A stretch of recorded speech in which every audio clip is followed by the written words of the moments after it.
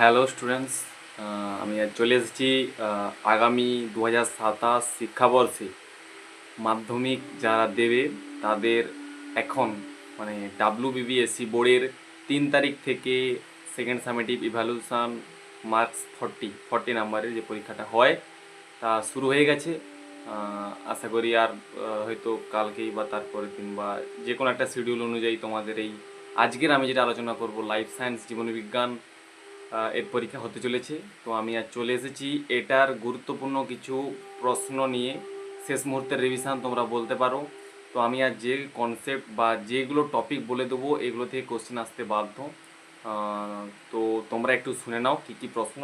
তো তোমাদের যেগুলো হবে জীবনের প্রবাহমানতা, তারপরে মনে হয় ওই রয়েছে বংশগতি থেকে যে ব্যাপারটা, বংশগতি কয়েকটি সাধারণত জিনগত রোগ। আর একটা যে রয়েছে যে চ্যাপ্টারটা সেটা হলো অভিব্যক্তি ও অভিযোজন। তাহলে আমি যদি বলি জীবনের প্রভাবনতা থেকে, তোমরা যদি আমার চ্যানেলে যাও সেখানে তোমরা এই জীবনের প্রভাবনতা থেকে ডিএনএর উৎপত্তি, ক্রোমোজোম থেকে শুরু করে কি বলে তোমাদের যেটা ওই ডিএনএ আর এর পার্থক্য, তারপরে এখানে ওই বিশেষ করে মাইটোসিস আর মিওসিসের যে ব্যাপারটা পুরো ডিটেলসে আমার আলোচনা রয়েছে, তোমরা ওগুলো দেখে নেবে। আর এখান থেকে যে কোশ্চেনটা তোমরা করবে কোষ বিভাজনের তাৎপর্য, এই কোশ্চেনটা ইম্পর্টেন্ট কোশ্চেন। আর যাকে বলে ওই কোষ চক্র ইন্টারফেজ, এটাও আমার চ্যানেলে দেওয়া রয়েছে। ইন্টারফেজের G1 S G2 এই যে চক্র, এইটা একটু তোমরা মনে রাখবে। এবং ইন্টারফেজ দশাটা যে সব সময় মানে সর্বাধিক দশা। আর তারপরেই যে মাইটোসিস হচ্ছে কোষচক্রের গুরুত্বটা, ওটা একটু দেখবে। আর মাইটোসিস বললাম তো, মাইটোসিসের যে 4টা দশা, আর মিওসিস এইটা মানে পুরো আমি 12 লেভেল পর্যন্ত আলোচনা করে রেখেছি, তোমাদেরও কাজে লাগবে, তোমরা অবশ্যই দেখে নেবে যদি অসুবিধা হয়। তো এইটা পুরোটা ভালোভাবে করবে, এখান থেকে কোশ্চেন আসে। আর এই বিশেষ করে মাইটোসিস মিওসিসের পার্থক্যটা তোমরা দেখে রাখবে। আর এখানে আমি যদি বলি জনন ওইখানে অযৌন জনন আর যৌন জনন মানে আমাদের উদ্ভিদে যেটা হয়ে থাকে সেই জিনিসটা তোমরা একটু দেখবে। আর অ্যামিবার যেমন বহু বিভাজন হচ্ছে, প্লাজমোডিয়ামের বহু বিভাজন, ওগুলো তো তোমরা অবশ্যই জানোই। আর যেমন কোরকোদ্গম, ইস্টের কোরকোদ্গম হয়, এগুলো মনে রাখবে। প্ল্যানেরিয়ার রেণু উৎপাদন হয়, এটা একটু মনে রাখবে। আচ্ছা, এরপরে যদি আমি আসি ওই জোড় কলম, শাখা কলম, এগুলো 2 নাম্বারের বিশেষ করে সংজ্ঞা হিসেবে দিয়ে দেয়। শাখা কলম কিভাবে করা হয় তার একটা উদাহরণ দাও, এরকম ব্যাপারটা হয়। আর এখানে তোমরা যেটা দেখবে পরাগ যোগের ক্ষেত্রে স্বপরাগযোগ, ইতর পরাগযোগ, এগুলো তো রয়েইছে। তো সেখানে সেলফ পলিনেশন আর কি বলে ইতর পরাগযোগ, ক্রস পলিনেশন, এর পার্থক্যটা তোমরা অবশ্যই দেখবে। পার্থক্য পয়েন্ট পয়েন্ট করে দেওয়ার চেষ্টা করবে ভালো নম্বর পাওয়ার জন্য। এবং এখানে নিষেকের যে পদ্ধতি, নিষেকের পদ্ধতিটা তোমরা একটু ভালো করে দেখে যাবে। ওর ছবিটা দিতে বলে, ছবিটা আঁকতে বলে এবং প্রসেসটা ব্যাখ্যা করতে বললে। আর একটা আমি ছক তোমাদের স্ক্রিনে দিয়ে দিচ্ছি। এই ছকটাকে তোমরা দেখবে যে নিষেকের আগে যে জিনিসগুলো থাকে আর নিষেকের পরে যে জিনিসগুলো থাকে সেই জিনিসগুলো কেমন হয়। মানে যেমন নিষেকের আগে ডিম বানানো, নিষেকের পরে সেটা ভ্রূণ, এর একটা ছক আমি দিয়ে দিচ্ছি, এটা তোমরা দেখে রাখবে, কোশ্চেন আসে। আর বৃদ্ধি বিকাশ থেকে ওই মানুষের দশা, সদ্যজাত, শৈশব, বয়ঃসন্ধি, এটা তো সবাই জানো। একটু তোমরা দেখলে মাঝখানে পরিণত দশা থাকে, এই বয়ঃসন্ধির পরে পরিণতি, তারপরে বার্ধক্য, এই জিনিসটা একটু দেখে রাখবে তোমরা। এরপরে আমি চলে যাব যেটা বংশগতি এবং কয়েকটি সাধারণ জিনগত রোগ। এখান থেকে তোমরা যেগুলো দেখবে এখানে যেমন ওই মেন্ডেলের যে প্রথমেই বলে দেই অ্যালিল, আর কি বলে হোমোজাইগাস, হেটারোজাইগাস, তারপরে একটু বলে দিচ্ছি তোমরা শুনে নাও, এগুলো হচ্ছে সংজ্ঞাগুলো করে নেবে তোমরা। বিষম সংকর, সংকরায়ন। আচ্ছা, এরপরে আসবো আমি ওই প্রকট বৈশিষ্ট্য, প্রচ্ছন্ন বৈশিষ্ট্য। এরপরে আসবো আমি ফিনোটাইপ, জিনোটাইপ, এগুলো তোমরা সংজ্ঞা অবশ্যই করে রাখবে। এবং এরপর আমি যেটা আসবো মেন্ডেলের যে চরিত্র, 7টা যে বৈশিষ্ট্য বা মটর গাছের যে চরিত্রগুলো নিয়েছিল সেইগুলো তোমরা একটু দেখবে। সেখানে যে গাছের কাণ্ড লম্বা না বেঁটে, প্রকট কোনটা, প্রচ্ছন্ন কোনটা, এই 7টা বৈশিষ্ট্য একটু দেখবে। এটা তোমরা 12এও আগামীতে পড়বে, যারা সায়েন্স নিয়ে এগোবে বলে ভাবছো তাদের ক্ষেত্রে এটা খুবই একটা গুরুত্বপূর্ণ হতে চলেছে। এরপর মেন্ডেলের একসংকর জনন এবং দ্বিসংকর জনন পরীক্ষা দুটা ভালোভাবে লক্ষ্য রাখবে। ওখান থেকে একটু ম্যাথ রিলেটেড প্রবলেম দিয়ে দেয়, তবে ওটা তোমাদের মানে অতটা ভয় খাওয়ার কিছু নেই। ম্যাথ রিলেটেড প্রবলেমগুলো মানে সোজাই হয়। তোমরা নিশ্চয়ই তোমরা এতদিনে করা শিখেছো। এই পানেট স্কোয়ার, পানেট নামক যে বিজ্ঞানী, সেই বিজ্ঞানীর যে ছক আছে তার মাধ্যমে তোমরা নিশ্চয়ই করা শিখেছো। বিশেষ করে আমি বলবো দ্বিসংকর জননের ছকগুলো মনে রাখতে, হলুদ গোল কটা হয়, সবুজ কুঞ্চিত কতগুলো হয়, এই ব্যাপারটা। আর যেটা মেন্ডেলের যে ওই দ্বিতীয় সূত্র বা স্বাধীন বিন্যাস সূত্র, আর প্রথম যে সূত্র রয়েছে, সেই দুটো সূত্র, এই দুটো সূত্র তোমরা দেখবে, ওই পৃথকী ভবন সূত্র, পৃথকী ভবন আর স্বাধীন বিন্যাস সূত্র, এই দুটো সূত্র খেয়াল করবে। আর যেটা আমি বলবো, এখানে অসম্পূর্ণ প্রকটতা একটা ইম্পর্টেন্ট কোশ্চেন, 12 লেভেলও এই কোশ্চেনটা থাকে। অসম্পূর্ণ প্রকটতাটা ভালোভাবে দেখবে।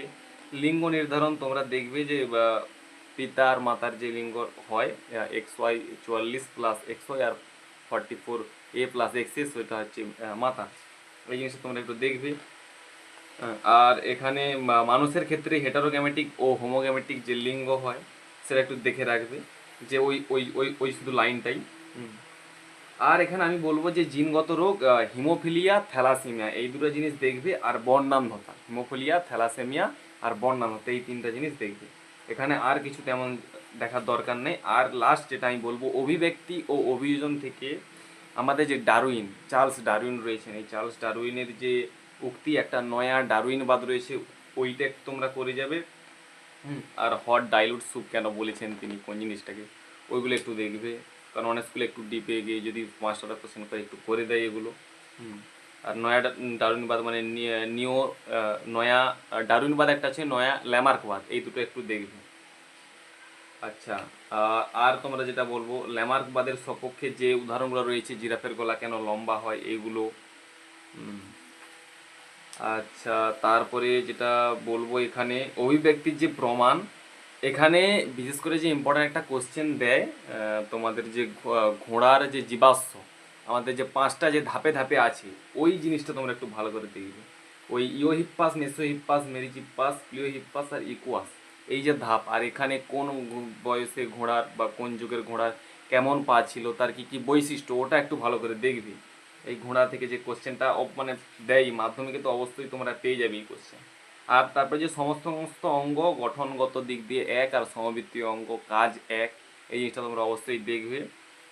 আর এখানে নিষ্ক্রিয় অঙ্গর কতগুলো উদাহরণ, অ্যাটাভিজম যে জিনিসটা, ওটা একটু দেখবে। আর হৃৎপিণ্ডের গঠন বলতে বিবর্তনের সঙ্গে সঙ্গে মাছ, সরীসৃপ এবং আমাদের বর্তমানে স্তন্যপায়ী প্রাণীদের যেরকম হৃৎপিণ্ডের গঠন হয়েছে, ওটা একটু লক্ষ্য করবে।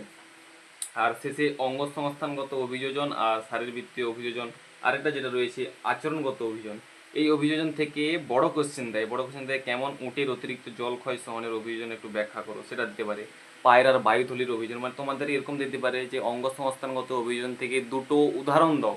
সেই উদাহরণ কীরকম দেবে তোমরা, ক্যাকটাসের অভিযোজন একটা দিয়ে দেবে, রুই মাছের পটকার অভিযোজন, এরকম হেডিং করে করে তারপরে একটু ডিসকাস করবে, তবেই কিন্তু তোমাদের অবশ্যই সুবিধা হবে, আমি বলে দিলাম, নাম্বার পাওয়ার জন্য। আর শারীরবৃত্ত অভিযোজন পয়েন্ট কি, সুন্দরী গাছের লবণ সহনের অভিযোজন এক। দ্বিতীয় এখানে আছে মূলের অভিযোজন, কাণ্ডের অভিযোজন, পাতার অভিযোজন, তোমরা জানো ওদের পাতা বেরসে পাতার উপরে মোমের পলক থাকে, এটা তোমরা দেখেইছো। আর উটের অতিরিক্ত জলক্ষয় সহনের অভিযোজন, এই জিনিসটা দেখবে। আর উটের কুঁজি একটা ইম্পর্টেন্ট একটা আমি বলে দিলাম, শর্ট একটা যেটা কোশ্চেন পড়ে, উটের কুঁজে ব্রাউন ফ্যাট থাকে ওদের, মানে গরমকালে ওখানে তো অতি সবসময় তো বেশ করে গরমকালটা চলে, আর জল কম থাকার কারণে ওখান থেকে ওদের মানে বডিতে জলের পরিমাণটা ঠিকঠাক রাখে। আর আচরণগত অভিযোজন তোমরা ফার্স্ট পয়েন্ট লিখবে শিম্পাঞ্জির সমস্যা সমাধান এক। আর ওটা একটু যদি ওটাকে যেমনভাবে মানে তোমরা লিখবে, সে তার একটা উদাহরণ দিবে যে শিম্পাঞ্জির সমস্যার সমাধানে ফিশিং টুলের ব্যবহার, এটা একটা আমি পয়েন্ট বলে দেবে ইম্পর্টেন্ট। আর ওই প্রকার শিকার একটা আছে, ভেষজ ঔষধি ব্যবহার, মৌমাছিদের বার্তা আদান প্রদানে ব্যবহার হয় অভিযোজন, এরকমই হয়। আর এখানে ওই মৌমাছিদের যেটা বলা হয়, ওই ওয়াগল নৃত্য বা রাউন্ড ড্যান্স করে করে ওরা ওদের কমিউনিকেশন বা সংযোগটা সম্পন্ন করে।